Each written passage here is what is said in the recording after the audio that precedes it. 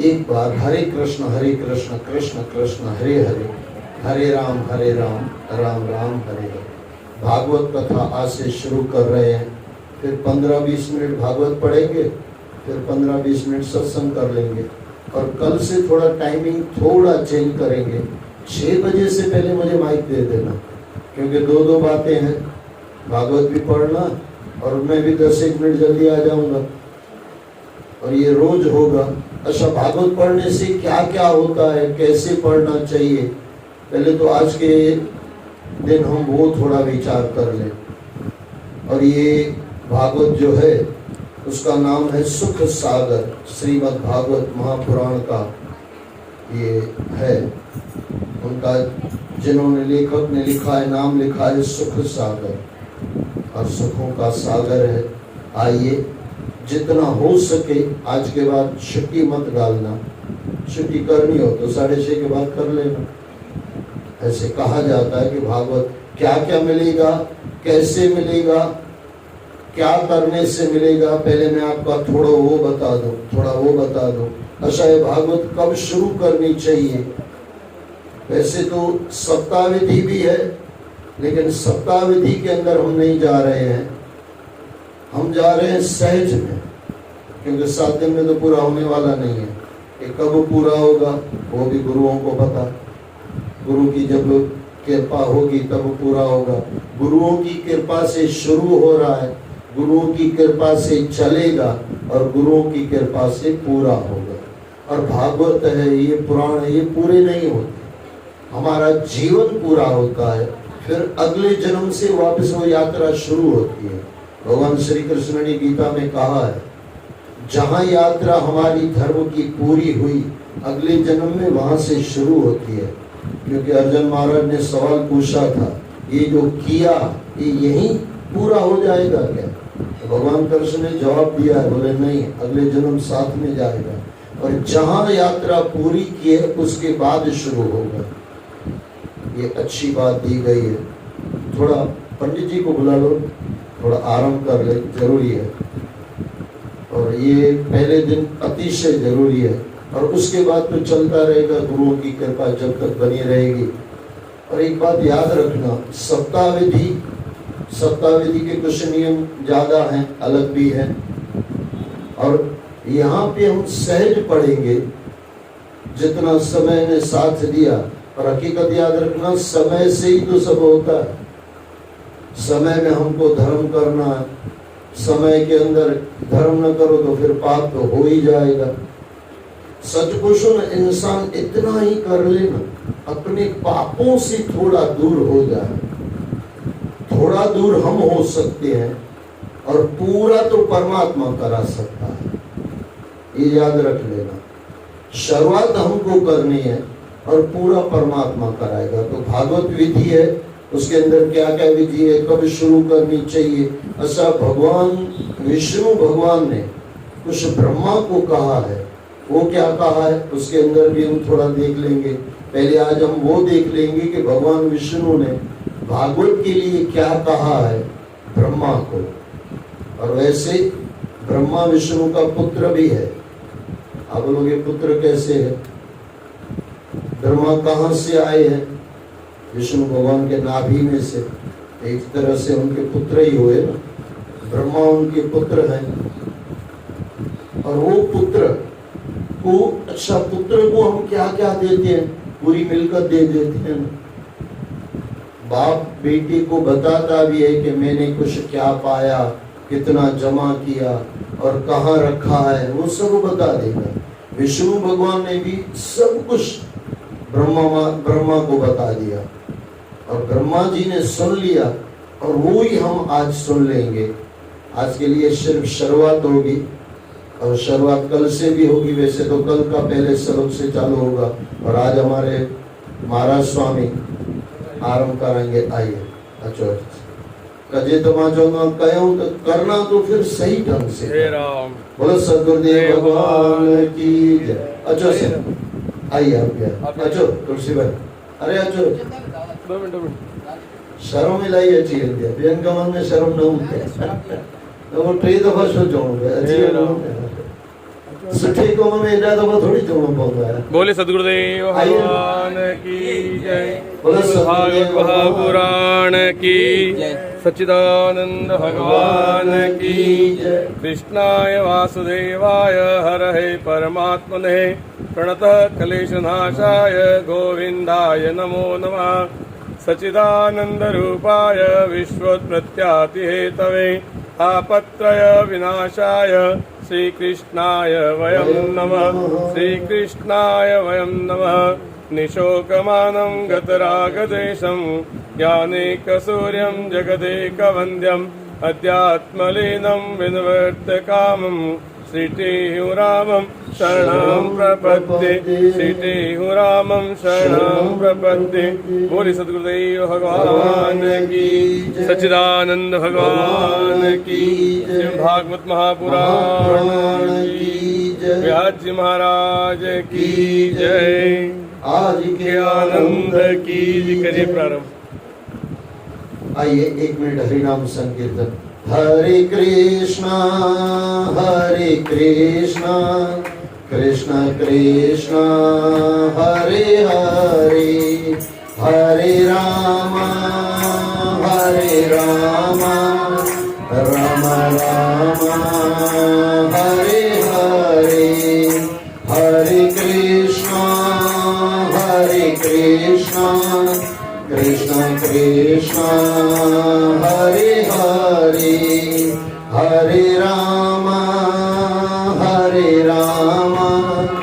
राम राम हरे हरे हरे कृष्ण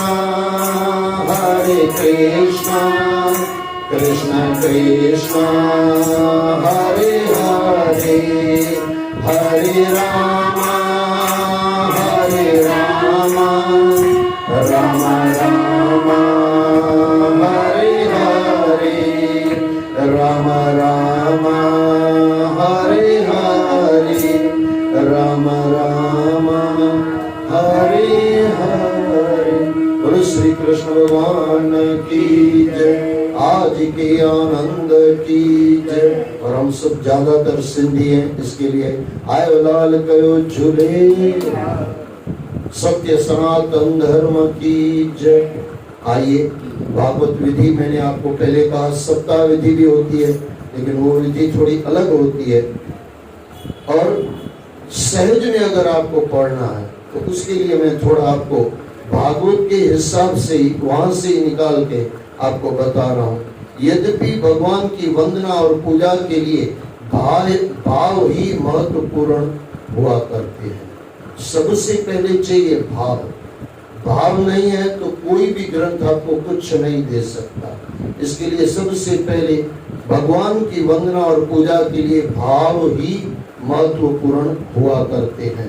अब सोमवार, बुधवार, गुरुवार एवं शुक्रवार ये वार सप्ताह आरंभ के लिए सर्वोत्तम है। सप्ताह करना हो तो, बाकी तो कभी भी करना हो तो भी चलता है, लेकिन 4 दिन में से ये कोई दिन हो तो ज्यादा अच्छा। बोलते ना सोने पे सुहागा।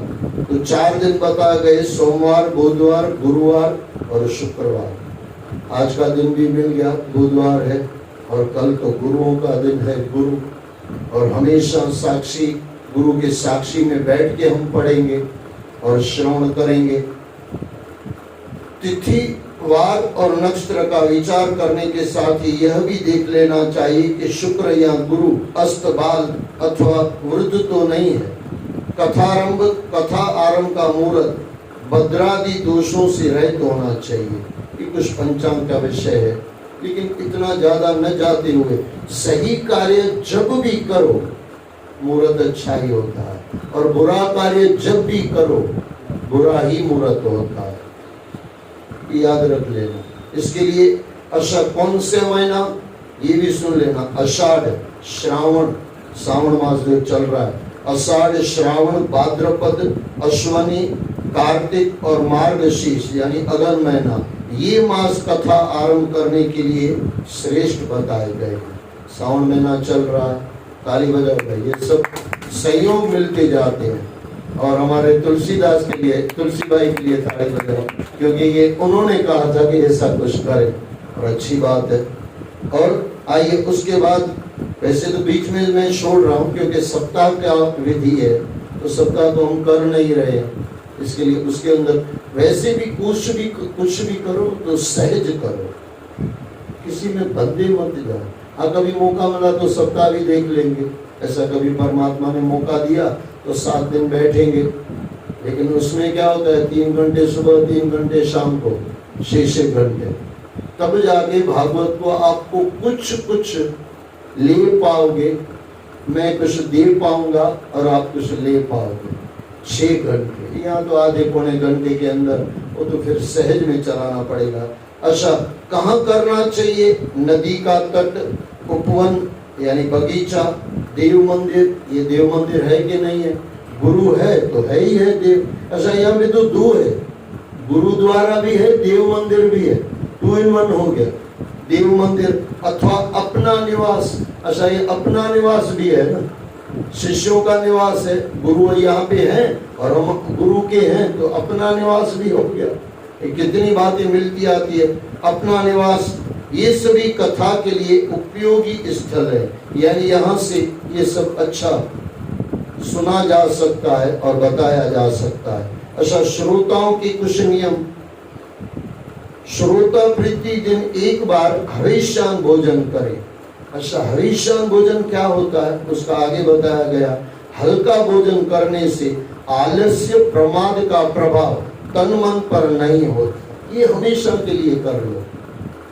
भारी भोजन मत खाया करो, जितना आपने भारी भोजन खाया उतना आपका वजन बढ़ता जाएगा, उतनी बीमारियां बढ़ती जाएगी, उतने आप सजग नहीं रहेंगे। अच्छा, ये पक्का करना तो हमारे डॉक्टर साहब को पूछ लेना, लेकिन बाद में अभी मत पूछना, अभी सिर्फ मैं बता रहा हूँ, डॉक्टर साहब बैठे उनको पूछ लेना।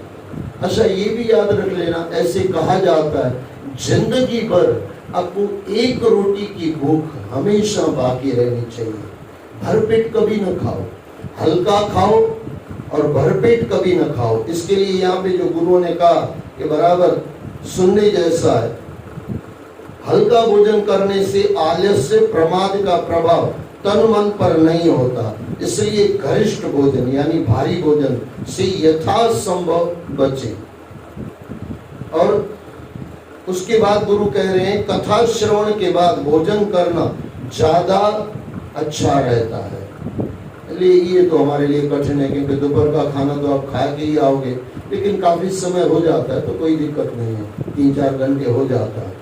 अच्छा, उसके बाद अच्छा ये बराबर सुनना, एकाग्रचित होकर कथा सुननी चाहिए।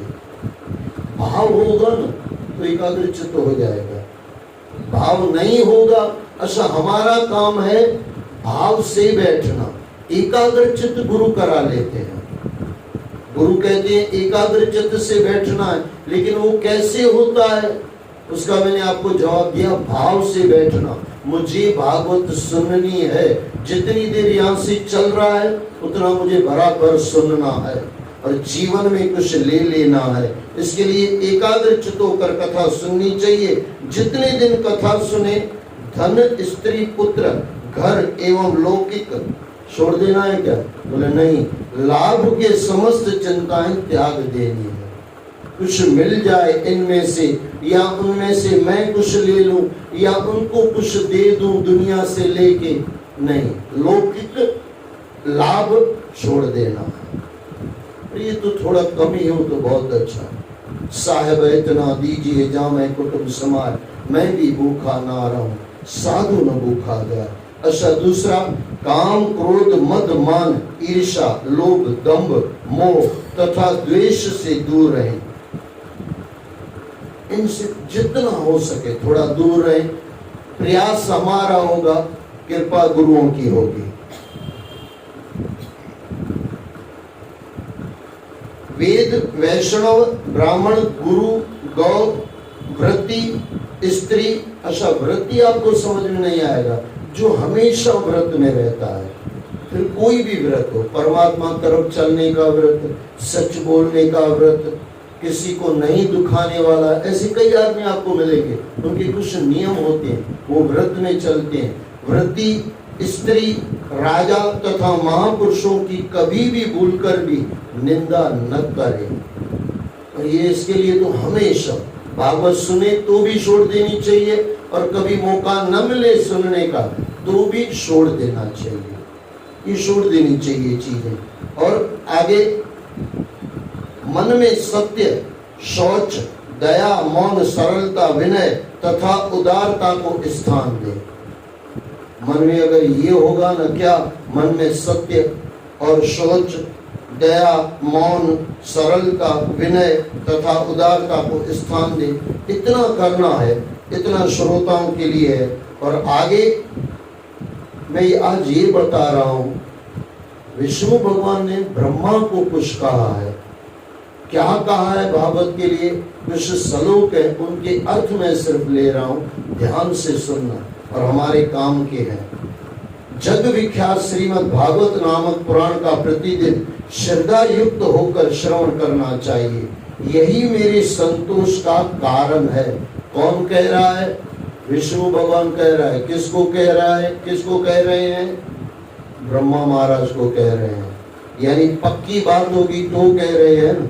एक गली का लड़का कह रहा हो, एक गांव का मुखी कह रहा हो, और एक शहर का राजा कह रहा हो, अच्छा एक संत कह रहा हो और एक भगवान कह रहा हो, सब में अंतर है कि नहीं? जमीन आसमान का अंतर है। संत और भगवान जो बोलते हैं वही मान्य किया जाता है। इसके लिए गुरुओं ने यहाँ पे कहा, परमात्मा ने यहाँ पे कहा, भागवत के लिए कहा गया, क्या कहा? श्रवण करना चाहिए, यही मेरे संतोष का कारण है, इसी से मुझे आप संतोष कर सकते हो। जो मनुष्य प्रतिदिन भागवत पुराण का पाठ करता है, उसे एक एक अक्षर के उच्चारण के साथ कपिला गौदान देने का पुण्य प्राप्त होता है।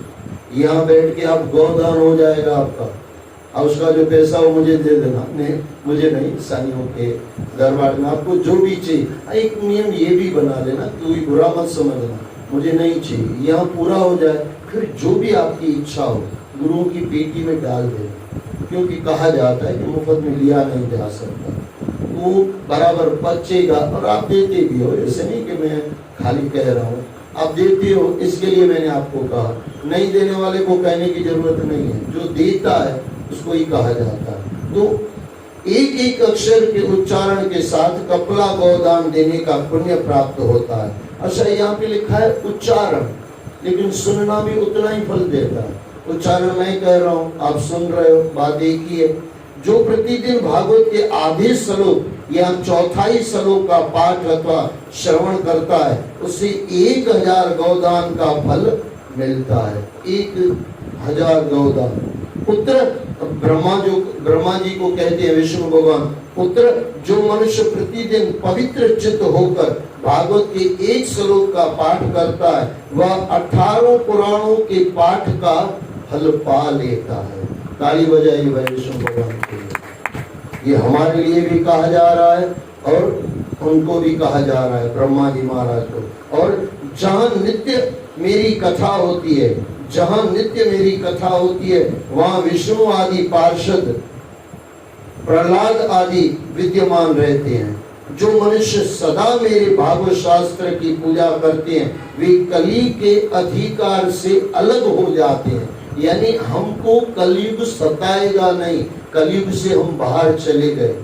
और वैसे भी सत्संग में आप बैठो ना, अब कलयुग से दूरी हो गए, लेकिन कलयुग वो हमारे जीवन में सतयुग आ जाए फिर तो 100% चला गया। इसके लिए गुरु कहते हैं, यहाँ पे विष्णु भगवान कह रहे हैं, वे कली के अधिकार से अलग है, उन पर काल का वश नहीं चलता। जो मानव अपने घर में वैष्णव शास्त्रों की पूजन करते हैं, वैष्णव शास्त्रों की पूजन करते हैं, वे सब पापों से मुक्त होकर देवताओं द्वारा पूजे जाते हैं।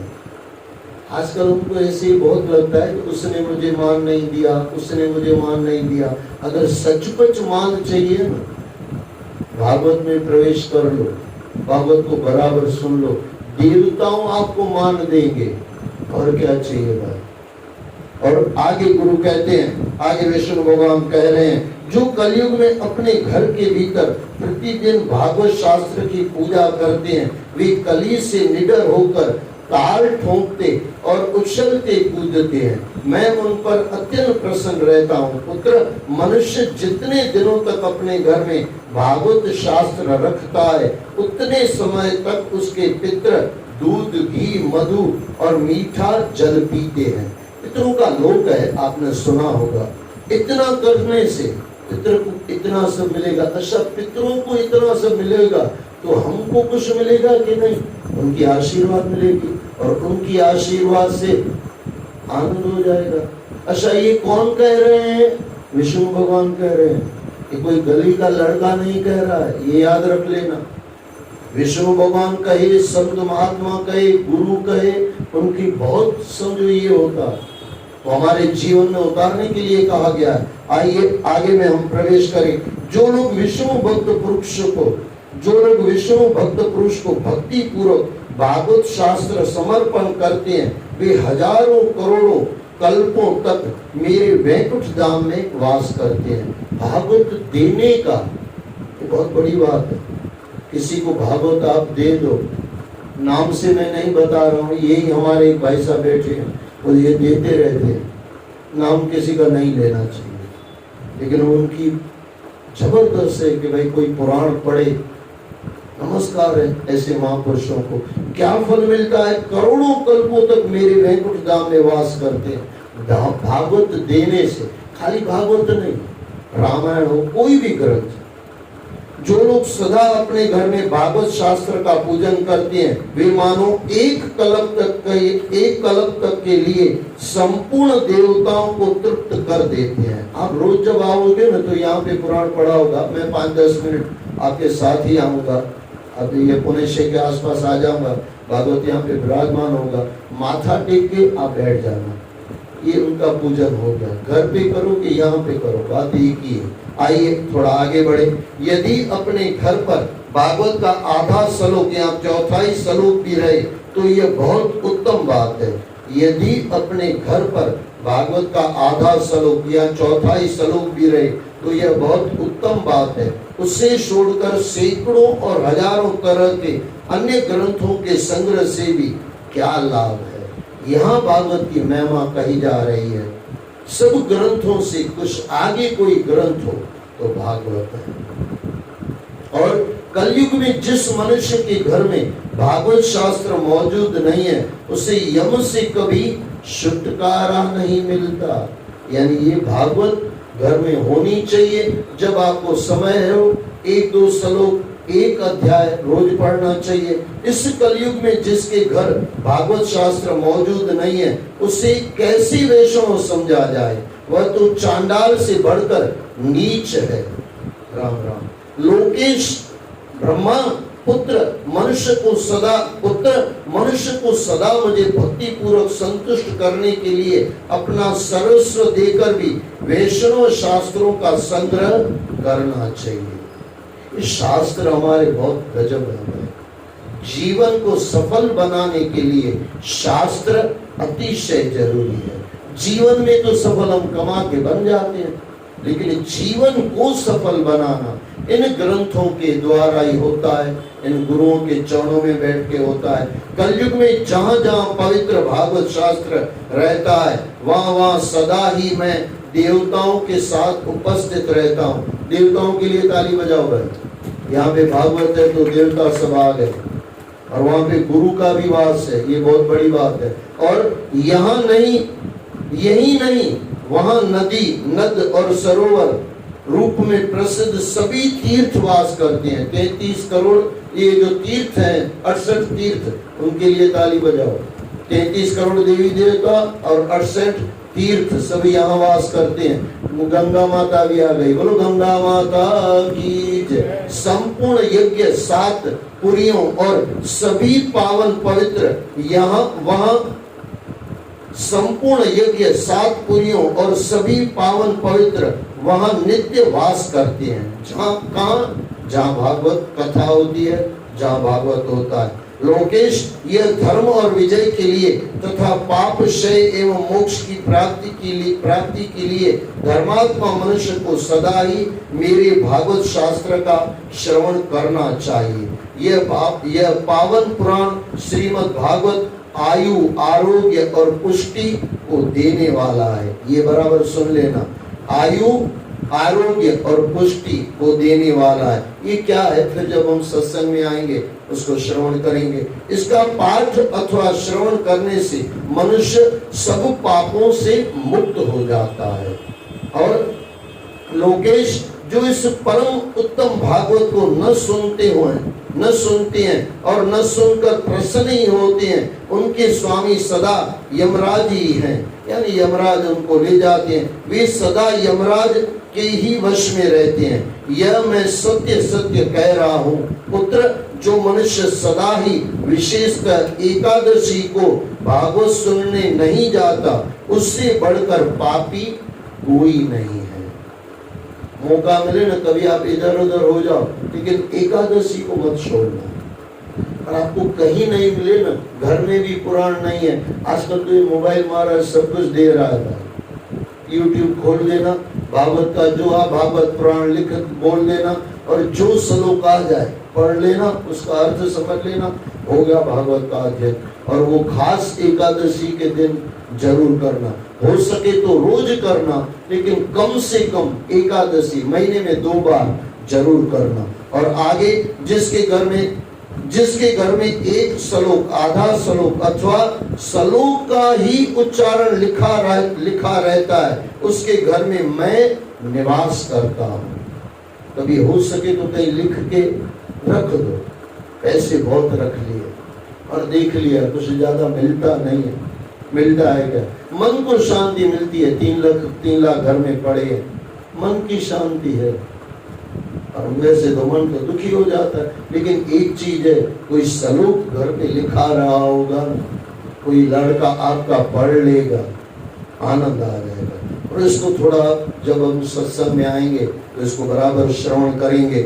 मनुष्य के लिए संपूर्ण पुण्य आश्रमों की यात्रा या संपूर्ण तीर्थों में स्नान करना भी वैसा ही पवित्र कारक नहीं है जैसा श्रीमद् भागवत है। यानी सबसे बढ़िया कोई परमात्मा को संतुष्ट देने वाला हो, संतुष्टि कराने वाला हो, यानी भगवान जिसमें हमसे राजी रहता हो, वो है भागवत पुराण। ताली बजाओ ऐसा। और आगे चतुर्मुख, यहाँ भगवान ये भाग किसके लिए कहा जा रहा है? ब्रह्मा को। कितने मुख हैं? 4 मुख। कौन कह रहा है? विष्णु भगवान। चतुर्मुख, जहाँ जहाँ भागवत की कथा होती है वहाँ वहाँ मैं उसी प्रकार जाता हूँ जैसे पुत्र वत्सला गौ अपने बछड़ी के पीछे पीछे जाती है। यानी यहाँ पे भगवान विष्णु आएंगे, माँ बन के आएंगे और हमको दूध पिला के जाएंगे। और क्या चाहिए? और जो मेरी कथा कहता है वो सदा उससे सुनने में लगा रहता है, तथा जो मेरी कथा से मन ही मन प्रसन्न होता है, उस मनुष्य का मैं कभी त्याग नहीं करता। अगर भगवान आपको दूर नहीं चाहिए, भगवान को करीब करना चाहते हो, तो ये सबसे बड़ी बात है। जो मेरी कथा कहता है यानी सुनता है, बात एक ही है। जो सदा उसे सुनने में लगा रहता है तथा जो मेरी कथा से मन ही मन में प्रसन्न होता है, उस मनुष्य का मैं कभी त्याग नहीं करता। आगे, पुत्र जो परम पुण्यमय श्रीमद् भागवत शास्त्र को देखकर अपने आसन से उठकर खड़ा नहीं हो जाता, उसका 1 वर्ष का पुण्य नष्ट हो जाता है। ये बातें भी आप ध्यान रखा करो। कहीं पुराण है बस नमस्कार करके, लेकिन दिल से नमस्कार करके। आजकल जो हमारा नमस्कार होता है उसमें आनंद नहीं होता है, दिल नहीं होता है, हाथ भले होता है, दिल नहीं होता है। दिल से नमस्कार करके आके बैठ गए तो आपको पुण्य उल्टा मिलेगा, नाश नहीं होगा। लेकिन नमस्कार नहीं किया तो मुझे माफ करना, मैं भागवत के हिसाब से बोल रहा हूँ, मैं नहीं बोल रहा हूँ। किसी को बुरा लगे तो माफ करना, क्योंकि यहाँ पे विष्णु भगवान कह रहे हैं, दे भी बहुत रहे हैं। और अच्छा, डॉक्टर लोग क्या करते हैं? 2 बातें होती है ना डॉक्टर में, एक तो केयर कराते हैं कि ये नहीं खाना है, और बताते हैं कि ये गोली खानी है। तो यहाँ पे पुण्य भी बताया जा रहा है कैसे मिलेगा, अच्छा पाप कैसे रुकेगा वो भी गुरु बता रहे हैं, वो भी परमात्मा बता रहे हैं। इसके लिए आइए 5 मिनट में यह पूरा होगा। पुत्र जो परम पुण्यमय श्रीमद् भागवत शास्त्र को देखकर अपने आसन से उठकर खड़ा नहीं हो जाता, उसका 1 वर्ष का पुण्य नष्ट हो जाता है। अच्छा उठने से यहाँ पे नहीं लिखा है लेकिन बिटवीन द लाइन होता ही है, आपको पता है। उठने से 1 वर्ष का पुण्य मिल भी जाता है, यानी हमारी तिजोरी में, भगवान की तिजोरी में जमा हो जाता है, नुकसान नहीं होता, फालतू नहीं जाता। जो श्रीमद् भागवत पुराण को देखकर खड़ा होने, देखो जो मैं कह रहा था वो नीचे आ गया, जो श्रीमद् भागवत पुराण को देखकर खड़ा होने और प्रणाम करने आदि के द्वारा उसका सम्मान करता है, उस मनुष्य को देखकर मुझे अनुपम आनंद मिलता है। हमको भगवान को देख के आनंद मिलता है। यहाँ पे भगवान कह रहे हैं जो मनुष्य खड़ा होता है और भागवत को जो नमन करता है, उसका आराधन करता है, उसकी पूजा करता है, उसको देख के भगवान राजी होता है। इसके लिए मैंने तुलसी भाई को जबरदस्ती उठाया, भाई हमारा भगवान राजी तो हो भाई, और जो बैठे हैं उनसे भी राजी हुआ। गलत अर्थ मत लेना, न तो कोई बोलेगा मैं नहीं उठा तो राजी नहीं हुए, राजी हुए। एक मुखी आ गया यानी हो गया। अब 3 श्लोक हैं। जो श्रीमद् भागवत को दूर से ही देखकर उसके सम्मुख जाता है, वह एक एक पग पर अश्वमेध यज्ञ के पुण्य को प्राप्त करता है। हो गए भाई सब आपके, आप यज्ञ अश्वमेध यज्ञ हो गए, इसमें तनिक भी संदेह नहीं है। कौन कह रहे हैं? विष्णु भगवान कह रहे हैं। किसको बता रहे हैं? ब्रह्मा जी को। सुनने वाला भी भगवान, बोलने वाला भी भगवान, और यहाँ सुनाने वाला भगवान का भगत, और आप भी भगवान के भगत। इनमें तनिक भी संदेह नहीं है। जो मानव खड़ा होकर श्रीमद् भागवत को प्रणाम करता है, उसे मैं धन, स्त्री, पुत्र और अपनी भक्ति प्रदान करता हूँ। ताली बजाओ भाई, क्या आनंद है। अच्छा हे पुत्र, जो लोग महाराज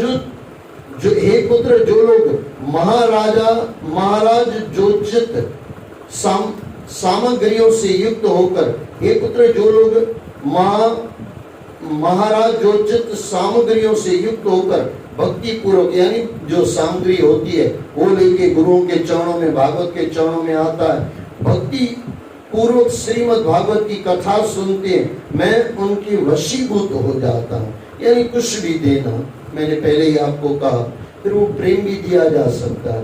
भगवान न करे कोई किसी को नहीं हो तो कोई दिक्कत नहीं, प्रेम तो है ना, बिना प्रेम मत बैठो, कुछ चाहिए, प्रेम चाहिए, भाव चाहिए। और अंत वाले श्लोक में गुरु भगवान कह रहे हैं, विष्णु भगवान कह रहे हैं ब्रह्मा जी महाराज को, सुव्रत यानी अच्छे लड़के, अच्छे व्रत रखने वाले मेरे पुत्र, जो लोग मेरे पर्वों से संबंध रखने वाले सभी उत्सवों में मेरी प्रसन्नता के लिए वस्त्र, आभूषण, पुष्प, धूप और दीप आदि उपहार अर्पण करते हुए परम उत्तम श्रीमद् भागवत पुराण का भक्ति पूर्वक श्रवण करते हैं, वे मुझे उसी प्रकार अपने वश में कर लेते हैं जैसे पतिव्रता स्त्री अपने साधु स्वभाव वाले पति को वश में कर लेती है। आजकल वो लोग बोलते हैं, बहुत कहते हैं कि ये मुझे वश में हो जाए। यहाँ पे विष्णु भगवान बता रहे हैं मैं कैसे वश में होता हूँ। ताली बजाओ भाई सब। और कितना करना है, बहुत छोटा सा चीज है, बहुत छोटी सी है। क्या करना है? जो लोग मेरे पर्वों से संबंध रखने वाले सभी उत्सवों में, कल ही आ रही है जन्माष्टमी, कल ही है ना, कल ही आ रहा है, और उस उत्सव के अंदर एकदम आनंद से करते हैं, मेरी प्रसन्नता के लिए वस्त्र, आभूषण, पुष्प, धूप और दीप आदि उपहार अर्पण करते हैं। उपहार यहाँ ही हो ऐसा नहीं, आपके घर में कोई गरीब है उसको दे दो, आपके अड़ोस पड़ोस में कोई गरीब है उसको दे दो। गरीब को दान भी परमात्मा को ही मिल जाता है। जन सेवा एज प्रभु सेवा।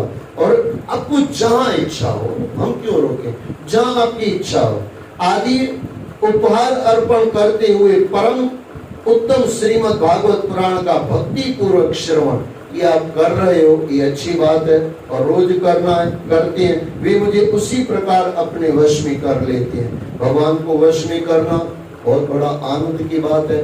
वश में करना यानी स्वामी तो वही रहेगा, हम उनके मालिक रहेंगे, वो मालिक रहेगा, हम उनके सेवक रहेंगे, वो सेवक नहीं बनेगा, ये याद रख लेना। वश में यानी वो हमारे कामों करने के लिए आएंगे, आशीर्वाद देने आएंगे, हमारे कामों में हमारे साथ होंगे, ये पक्का कर लेना। जैसे पतिव्रता स्त्री अपने साधु स्वभाव वाले पति को वश में कर लेती है। बोले श्री कृष्ण भगवान की जय। पहला दिन था, थोड़ा समय जाता है, बाकी कल समय से सब होगा। बोले सतगुरुदेव भगवान की जय। आज